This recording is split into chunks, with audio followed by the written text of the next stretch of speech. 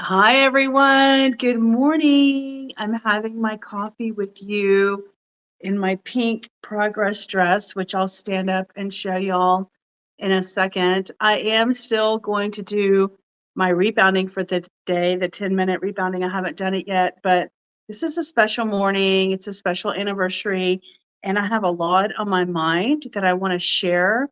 And I just want to share, I titled this trigger warning because I'm going to talk about some sad things that happened in my family system in my lifetime that I've been a part of and experienced. And I don't want to, trigger anyone, but I want everyone to know that I'm sharing this information in hopes that somebody out there who might hear this video can feel less alone, and that understanding that the pain that comes from experiences that you would prefer to not have experienced in your lifetime can be a lonely place. And a lot of times people don't have the bandwidth or the compassion or understanding, really, because they've never been through anything like that, to hold the space for you to move through your circumstances and your situation. And so I'm going to talk about that. I'm going to talk about it as it relates to this channel and how it relates to my life. Okay, so let me just dive in and tell y'all kind of what's on my mind. First of all, let me just get this out of the way. For those of you who know that 2 years ago, I had this dress and I was using it as a progress dress. I will have to say, today is the first day that it fits at the level that I might actually would wear it out. But I don't know if I'm going to, because I would just be wearing it to lunch. But it might be principle, and it might be principle for this special anniversary date. Okay, so I'm just going to stand up and show y'all. It's still fitted, but it's the first time it's felt like my insides are tight enough to where I don't feel like I'm jiggling all around when I walk, because that's how it felt before. So let me go ahead and stand up and show you the dress. I need to push my camera back a little bit so I can show y'all a wider view. Okay. All right. So see, push that all the way. So it's still, cups under here, which I'm not comfortable with.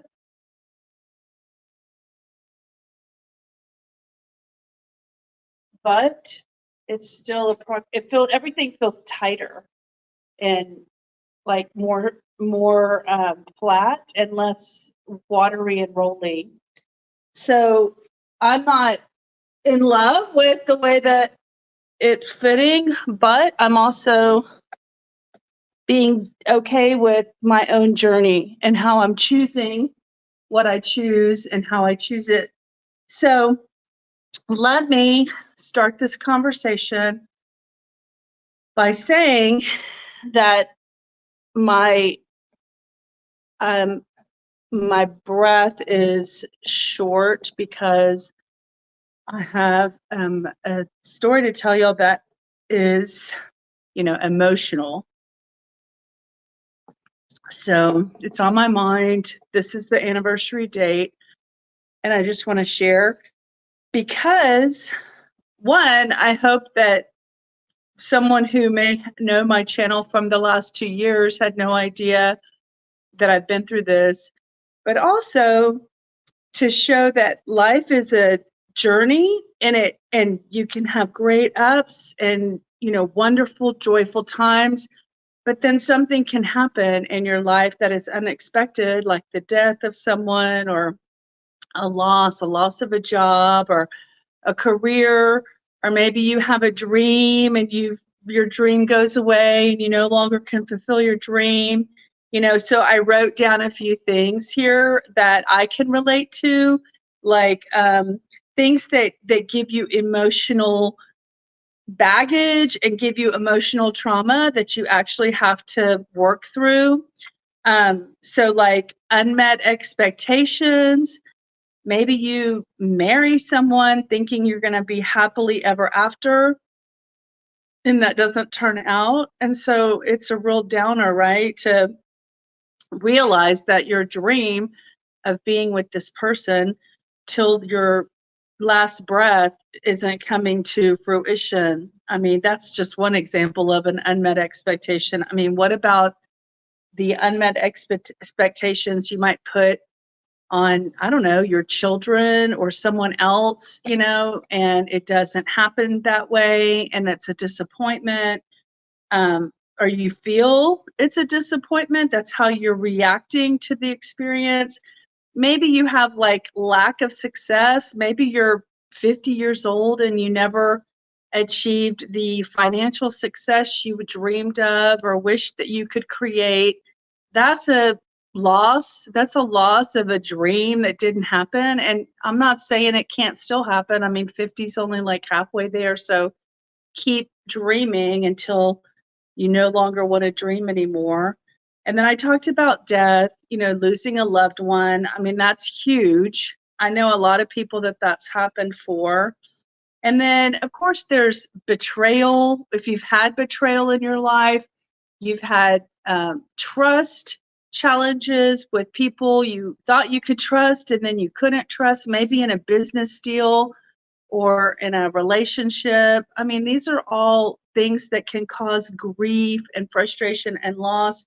And I said in the beginning, dreams unfulfilled. Maybe when you were young, you dreamed you were going to become, a doctor or something, and then you couldn't pass the MCAT. And so you never could become the doctor that you thought you wanted to be. And so these dreams, and in my case, I had a dream when I was 21 years old to go back and live in Italy for a few months. I had already lived in Italy for 7 months, and I wanted to go back after I graduated college, and I wasn't able to fulfill that dream. In my mind, like based on life things that happened and circumstances that happened, I made the decision not to go pursue that dream. But I'm working towards that now so I could try to fulfill my dreams from 30 years ago in this present moment. So I'm not giving up on my dream until I just no longer can see it even as a possibility.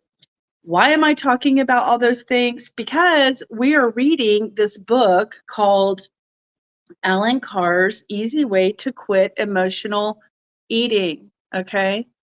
And I've asked Alexa how many people in the United States are overweight, and the number is like 55% or something. And so I'm in that category. And so there's 55% of the population that wishes they were smaller than they are. And so I want to speak to the 55% to engage with those who are looking for maybe some concepts that could help spark them or help them or, trigger the switch inside of them to make change and be change for themselves. And that's just the journey that I'm on, for myself. And so I want to I'm going to start reading that chapter. I'm reading it online, by the way. I'm making videos where I read each chapter. And so if you miss a chapter, you can go back to my video where I read it. Right now, I've already done the intro, and now it's time for me to read, chapter 1. So here's what I wanted to share for this particular day. It's a special day for me, and that is a day that, in my mind, at least in the mind that I've put in my thoughts, it was a day that changed my life in a huge way. Definitely shifted my thinking. So let me go back just a little bit and give y'all a little bit of a background to understand the foundation and the perspective. So I grew up in a regular middle class family. There was 4 girls and a husband and a wife. and the husband worked and the wife stayed home and took care of the kids, and she was really good at doing that. She was a good domestic parent, and she was always, cooking meals for my dad when he came home from work. And he had a college degree, and he was a professional engineer. And his parents grew up poor, so he was really striving to not ever be poor. So he wanted to make his parents proud. And so we were never rich. We just weren't poor. We were just average people in a nice house. And all of our needs were taken care of. So up until he even paid for 4 girls to go to college, and 3 of those girls, and it wasn't me, all went to private college, which is more expensive in the 80s. And so I went to a state school. But basically, what I want to share about that is we were a Baptist. I was raised Baptist, and we went to church Sunday morning, Sunday night for casual revival. And then we went on Wednesdays. And of course, any time during the week that there was like an activity of some sorts at the church, we would go there. We probably lived like 2.5 miles or 3 miles, from the church that we attended.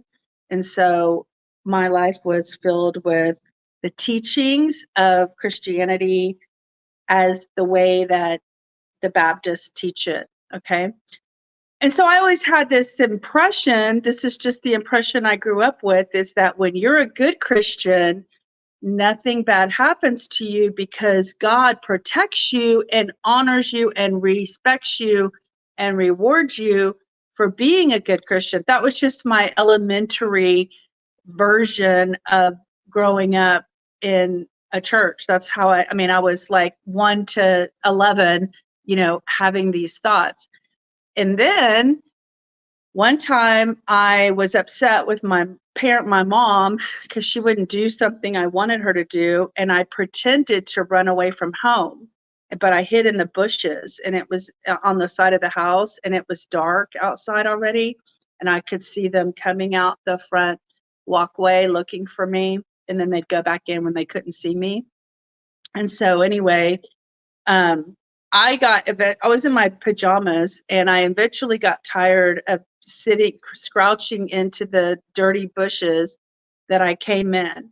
And when I came in, I think it was I was like 11 years old. And when I came in the very next day, my mom asked my sister to take me into one of the bedrooms and tell me what happened to my sister. So my sister was, if I was like 11, she was not, 8. I was probably 10 or something, and she was like 18. And when she went off to college, this is my oldest sister. She used to, it was the 80s. Nobody felt unsafe. She used to go jogging around a big square soccer field and then come back to the campus. And she would go in the evenings. And everybody said, don't go in the evenings, that's dangerous. So here I am, 11 years old, and my sister is telling me that she got raped. And I was like, I didn't even know what that was. I didn't even understand what that was. She had to describe it for me. So basically, before I even understood that men and women come together for the purposes of love and making babies, I was being told to watch out because there are, boogeymen out there, and they'll get you and they'll hurt you, basically. And so this obviously, taught me that I was not safe. So I was, as a child, able to separate my sense of self, just to be protected and be careful and be vigilant and watch out my surroundings when I'm walking around. As a teenager, I was very careful because I used to think to myself, well, if it can happen to her and she's my sister, it can happen to me. So I was very vigilant and I was always attentive, and I became heightened about looking at people and looking in them eye and let them know that I knew they were there and all this stuff. And so I will say that in that growth time frame, I was able to still experience joy and enjoy my life and have fun in high school, because I was able to separate that happened to her. It didn't happen to me. And and she was going through a downward spiral that I couldn't relate to because she was 9 years older than me. And so she when I was in high school, she got into drugs. She was escaping her pain through drug interaction and, heavy metal music to get her anger out. And, they tried to go to Christian counseling, but the Christian counselors didn't know how to work with her.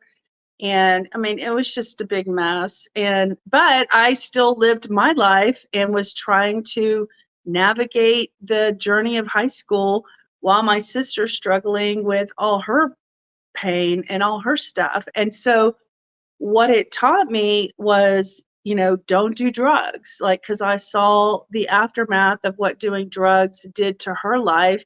And so I will say that being the fourth daughter and four children is a good position to be in, because you get an opportunity to see all the choices that your previous sisters or brothers make. And then you can make decisions based on what you want for your life, based on things they did and the choices they made and the things that happened to them. So that was a bonus, I will say. Um, so I was able to go through college. So most of my childhood, I was able to keep my life separate from my sister and just feel compassion for all the stuff that she was going through.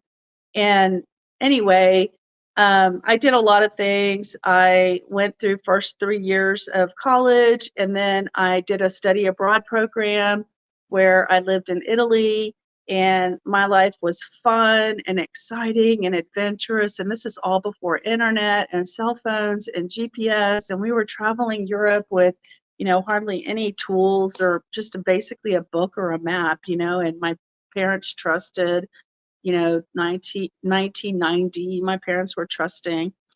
Anyway, my mom was like, you need to come home and finish college. And I was like, I want to stay. And she was like, no, just please come home, finish college, and then you can go back and do whatever you want. So basically, I came home. I got excited about a boy over in Italy, and I ended up losing like 50 pounds and was excited about going back to Italy. So I'm going to show y'all a picture. This is me the summer of my senior year in college. Okay. So I weighed about 150 pounds, 155 pounds, and I'm like 5'5". Okay. So that was the summer. And then I came home. I finished my schooling, but my dad had brought me home from college and packed me up, and literally within God, that was Saturday, Sunday, Monday, Tuesday, Wednesday, Thursday, within 5 days of me being moved home. This is a picture from Thursday, August 8th, 1991. So I'm going to show you this picture right here. That is my attempt at a selfie. I had a camera. It was me and my sister, Sharon, the one who was raped, and had had a lot of challenges. But she and I were over at her apartment, and I had my camera with me, and I said, let's take a picture. And then I took another picture of her standing against the wall by herself. And I was turning the Canon camera around, like before selfies were a thing. I was turning the camera around and then just guesstimating, like, where should I hold the camera for it to work like a selfie. And I used to take pictures like that so I could get group pictures with me and the person I was with. And so literally That photo was taken on August 8th around probably 1 o'clock in the afternoon, maybe 2 o'clock in the afternoon, when we were over at her house, at her apartment, gathering some clothes because she was going to come spend the night at my parents' house with me. And she did some odd things that day, asking my parents if she was 29 or almost 30, and she asked my parents if she could move back in. And my parents were like, you need to ask Lydia because she just moved home. And I'm like, what? Why are you putting it on me? I'm like 21 years old. Like, of course you can move back home. This will be great. Last time we lived together, I was 9 and you were 18. And so this is, 17. And I was thrilled that my sister was going to come move, my oldest sister, who I adored and thought was, so smart.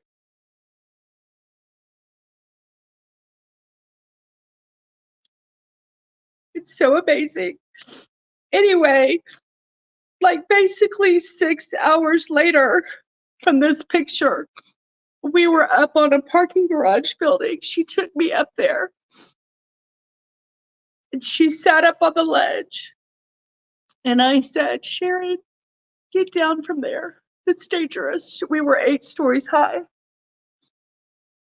And she created an accident with her watch. And she made a scenario where she fell, she made herself fall. And I could tell later in my brain, it picked up signals that told me it wasn't an accident. Plus, she left some notes that we found much later. So anyway, I just want to share that. One, because you have no idea. There is no warning to suicide. Look at that smile. Does that look like someone who 6 hours later is going to take their own life? It doesn't. What did that teach me? Well, first of all, I went on a huge journey.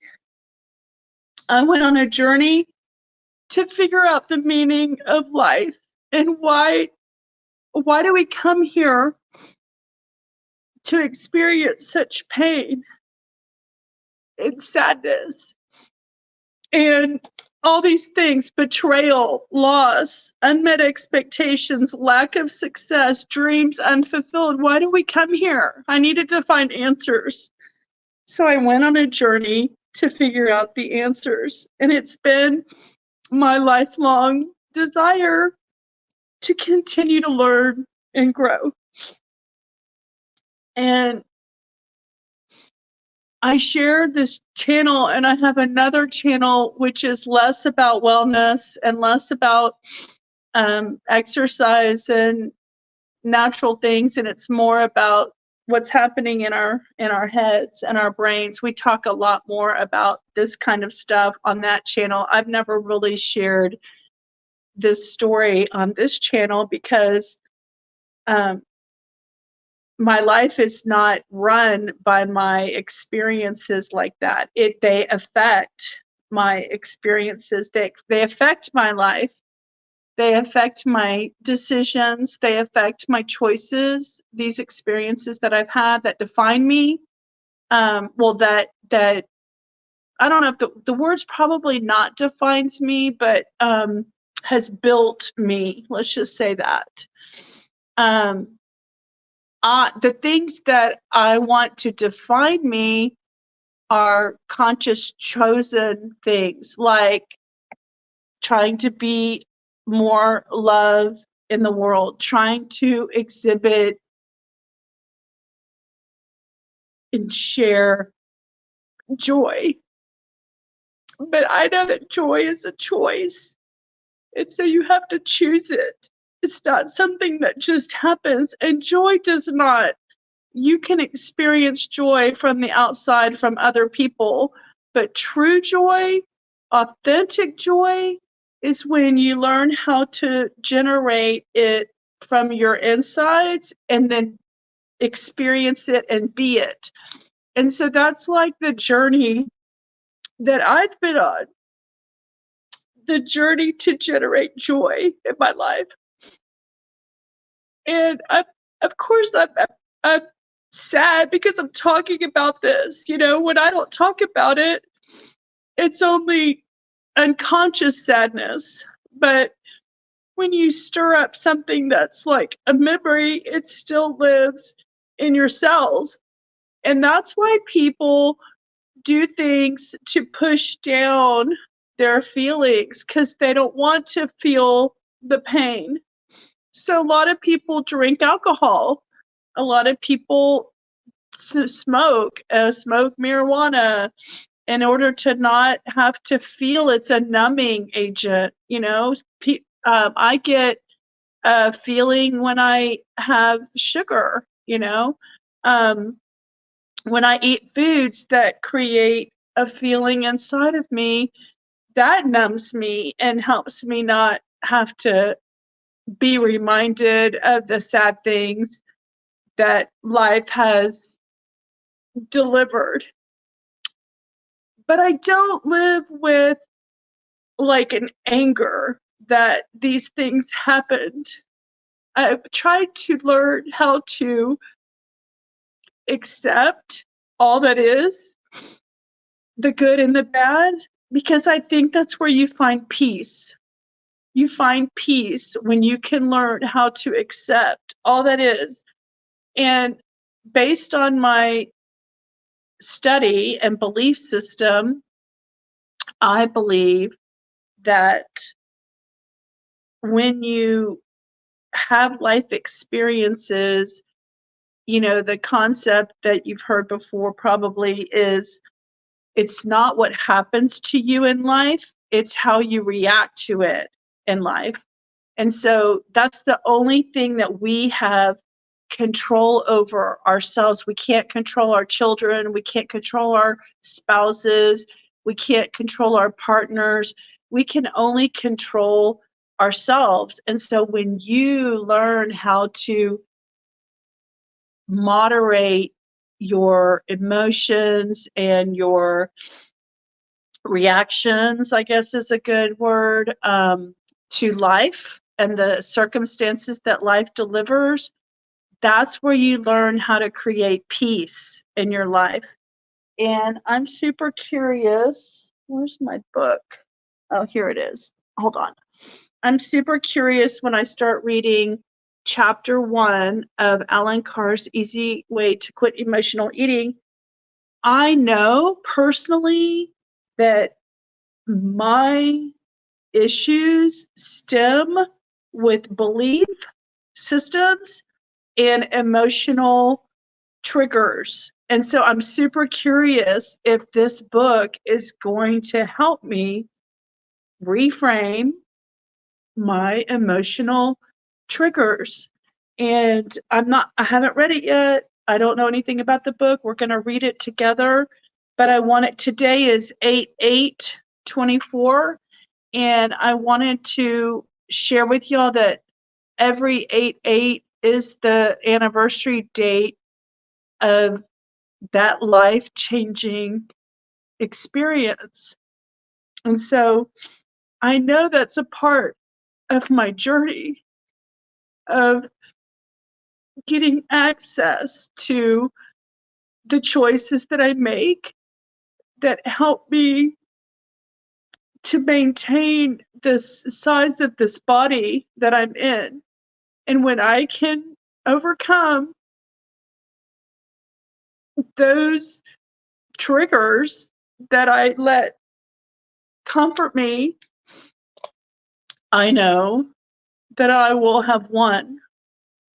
And I share my story in hopes of someone else finding a nugget of information in what I've shared that, you know, there are people who've experienced worse scenarios than me, people who've gone through major loss, major trauma, major degradation of their body, and then they've come back, or maybe body is currently failing them and they feel like they have no hope and they just don't want to go on. Maybe they pray at night that I've heard people talk about how they pray at night that they could just die in their sleep because they just feel so hopeless.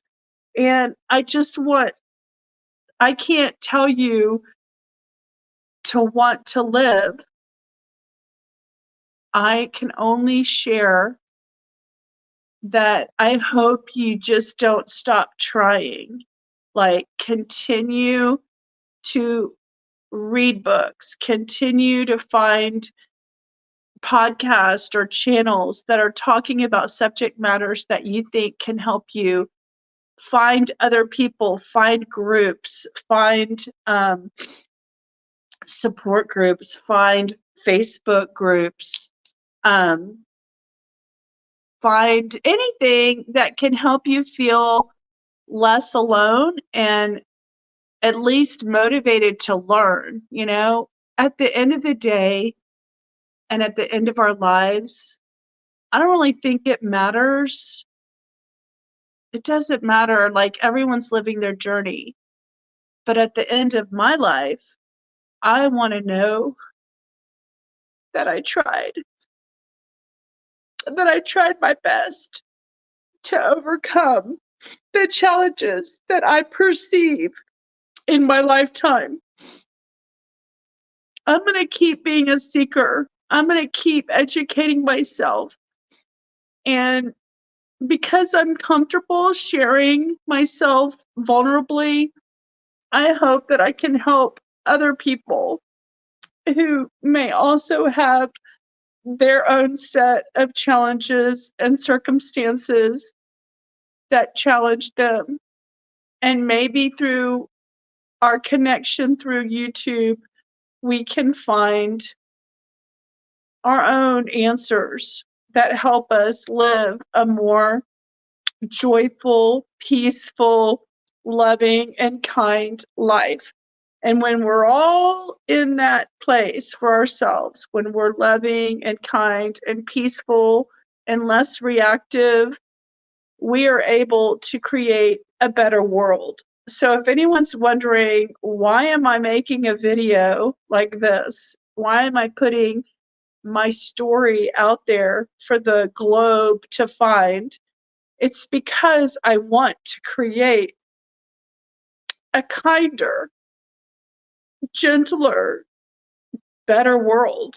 And I think it starts with me, and it starts with you, and it starts with everyone, because we have to take care of ourselves and do our own work. If everyone looked inward and focused on how they could be better, the world would be fighting less. The world would be less divisive. The world would have more compassion, and the world would be a lighter, better, more comfortable place to be cohabitating together. Because you know what? We are all citizens of the same planet, and I really just want us all to get along. So, if any of this resonates with you, I invite you to subscribe to the channel, because we're going to be reading this book and it'll be chapter by chapter. So that is my way of honoring my sister, who I love dearly and miss tremendously. But through her experience and through my life experience with her, I have gone on a journey that has been unimaginable. And I know that you're on your journey too. And I wish you well. I wish you peace and joy and happiness. And if you don't have that in your life right now, I encourage you to seek it and to create it and to be it. If you don't have anyone being that for you, you go be it for others. Okay? Then when you be the love and you be the joy and you be the peace, you will experience it, because it all gets derived from the inside.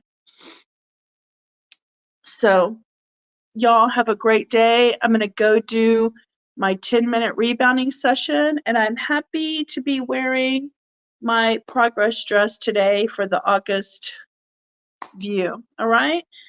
That's my tribute to my sister Sharon. Y'all have a great day. Bye.